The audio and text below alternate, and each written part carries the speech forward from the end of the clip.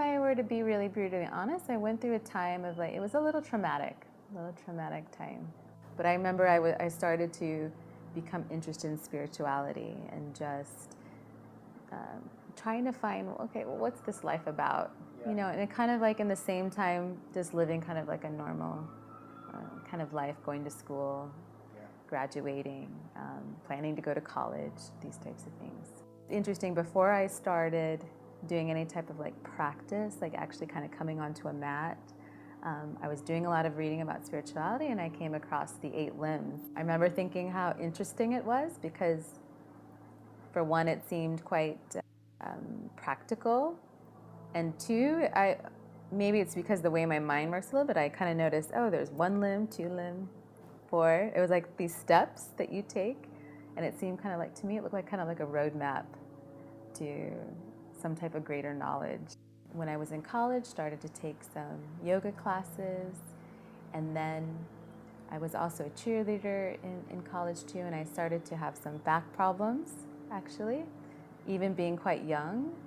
And then that's what kind of spurred me into, oh, there's this, you know, in yoga there seems to be some type of healing too with the postures. And then with that curiosity that I had before, I started to go into asana practice. Around my 20s, that's when I found Ashtanga. So around 20, like a few years later, because I kept doing this research. Oh, this yoga thing is so interesting. And then when I found Ashtanga, I was like, whoa, this is something really, that really captivated me. I feel like this sense of movement or what yoga does, it allows you to feel the spirit more within your body. It took quite a while for me to give up the security, or what I thought was security. Soon I started to realize that security is actually more building my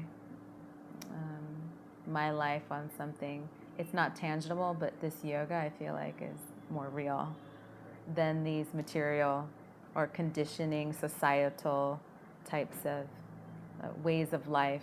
So I navigated through different types of work, and before I stopped all of that and started teaching yoga full time, I actually was working for a pharmaceutical company. My boss's boss, I was going through a training, and he had a one-on-one meeting with me, and he told me, he was like, Larugой, you could be the best. I see it in you, like, you know, you could be the best, but there's something, I can see that there's something holding you back. What is it? You know, what do you want? And I kind of looked at him and I really had nothing to say. I mean, my model now for success is someone that's living in their own authenticity. I feel like there's still so much more for me to work on to more fully inhabit that authenticity. I definitely feel like I'm doing what I love, I'm doing what I'm passionate about.